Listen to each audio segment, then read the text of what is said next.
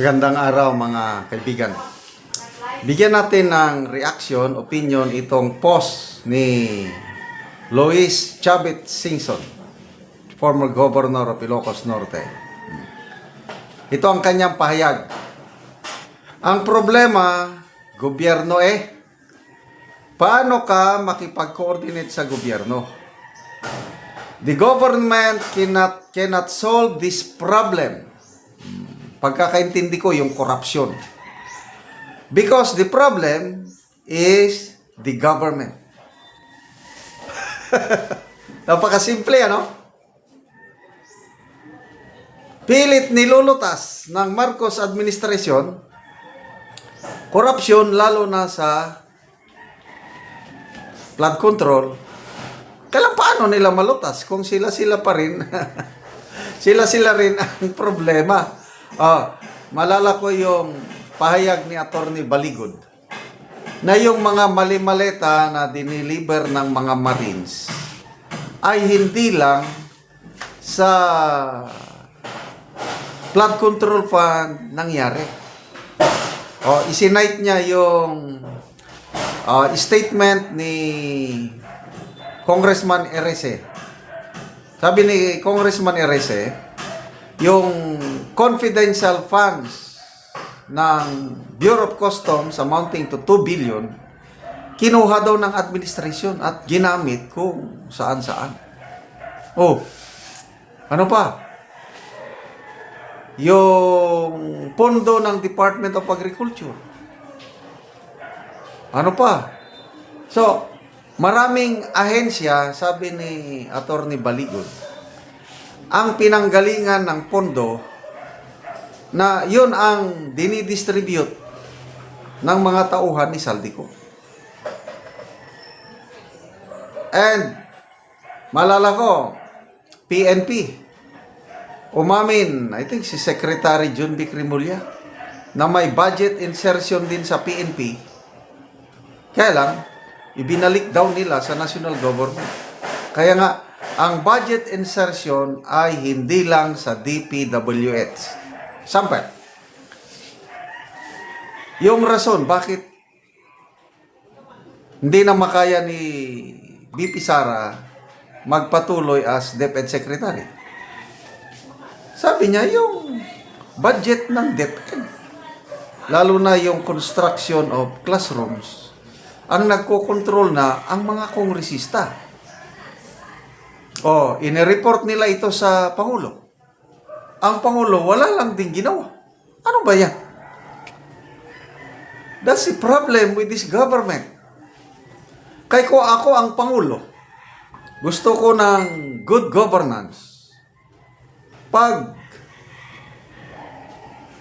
nalaman ko ang mga yan, talagang sisisantihin ko yung warningan ko muna. Kaya lang wala. Ito, opinion ko lang ang may ito. Kaya nga, general as viewpoint. Mahina talaga ang presidente. Masyadong mabait. Tama si Senator Lacson na inaabuso yung kabaitan ng Pangulo, inaabuso ng mga nakapalibot sa kanya. Alam na ng Pangulo yung ginagawa ni Martin Romualdez at Saldico. Kasi nga, sabi ni BP Sara, 2 tao lang ang nagkokontrol ng budget ng Pilipinas, Saldico and Martin Romualdez. So, connecting the dots, tama yung sinabi ni BP Sara kasi nga, nagalit ang Pangulo, according sa kwento ni Congressman Toby Chango. Galit, tinawag niya si Martin Romualdez at pinagalitan sa harapan ni Congressman Toby Chango na, bakit niyo pinapakialaman ng budget? Inaalisan nyo ng pundo yung mga flagship programs. Metro Subway, railways, at iba pa. At dinadala nyo kung saan nyo gusto. Hindi pwede. Ibalik mo ang pundo. Ganon. Anong sabi ni Romualdez? Yes, ibabalik namin sa BICAM. That was 2024. Budget ng 2025. Anong nangyari? Walang ibinalik sa BICAM. Kaya nangyari, Yun na yung nagkaroon ng BICAM na may blank items. So, ang Pangulo alam niya, kailang wala siyang nagawa. Gusto niyang ayusin, kasi pinatawag niya si Romualdez eh. Gusto niyang ayusin, kailang kulang.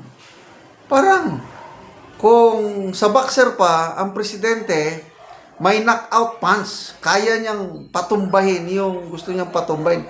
Kailang parang may pumipigil. Baka may nagsabi nga, wag mo yan pakialaman.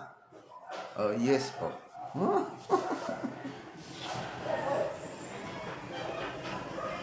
In fairness sa Pangulo, gusto niya magkaroon ng magagandang projects. Kaya nga, tinawag niya si Martin Romualdez, ibalik mo. Umuo naman yung isa. Nung hindi binalik, anong ginawa ng Pangulo? Wala na. Ay, ako hindi pwede yan. Sino bang commander dito? Ganun lang yun eh. Sino bang presidente? Ako ang presidente. Kung ayaw mo, umalis ka dyan. Ang presidente, kaya niyang patalsikin ang speaker kung gusto niya. Tingnan nyo. Nung pumutok ng flood control scam, di ba, napilitan si Romualdez na mag-resign. Hinintay pa ng Pangulo na pumutok ang issue. O sinasabi, whistleblower ang Pangulo. Hindi. Ang whistleblower ang kalikasan. Dahil pagkatapos niyang ipagyabang yung 5,500 control projects, yun na, kalikasan, Bagyo Karina ba yun? Nagbaha, sunod-sunod na yun. Tapos, yung mga expose ni na Mayor Magalong, Senator Lacson, ito, nung hindi pa siya chairman ng Blue Ribbon, ang ganda pa ng ginagawa ni Senator Lacson.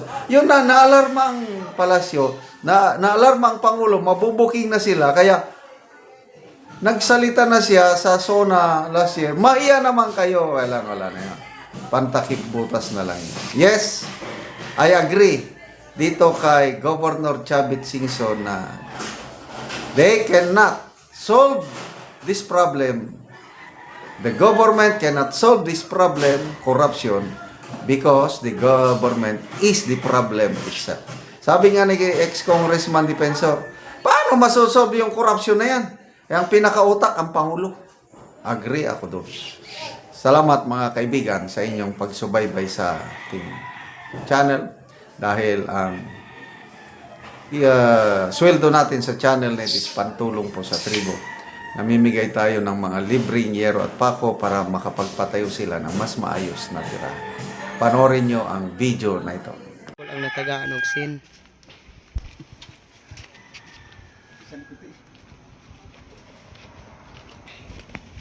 So mauna ni ang iyang balay.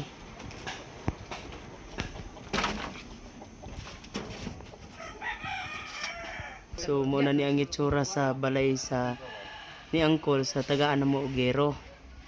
So makita gid nimo nga mga dako na kayo og buslot oh.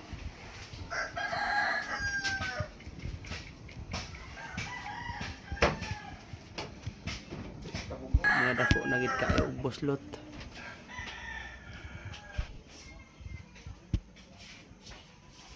So karon Kol, pila na ni katuig ang inyong balay nga inanin nang itsura sa inyong mga atop? Mga 15 na gini katuig. 15 na katuig.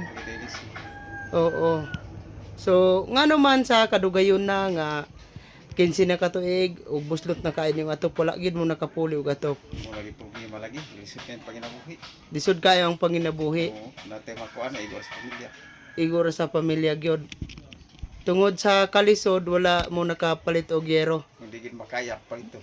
Di makaya paliton. Bisan pa ang kuan, unsa day imong trabaho Kol? Magkuan ra magsakom-sakom. Mag-umalang. Mais. Oo. May So naa pa ka estudyante? naa Pila ka bukang yung estudyante? tulo. Tulo. Hmm. So unsa na yung mga grade? Kay isa na ipiskwela ako sa college pero gobyerno lagi gyapon nga kuan kay di man ako makaya. Di na makaya gyud Oo. tungod sa kalisod. Ang isa grade 11. So lisod gyud. Sa kwa. Allowance. Sa allowance sa atong estudyante. Oo.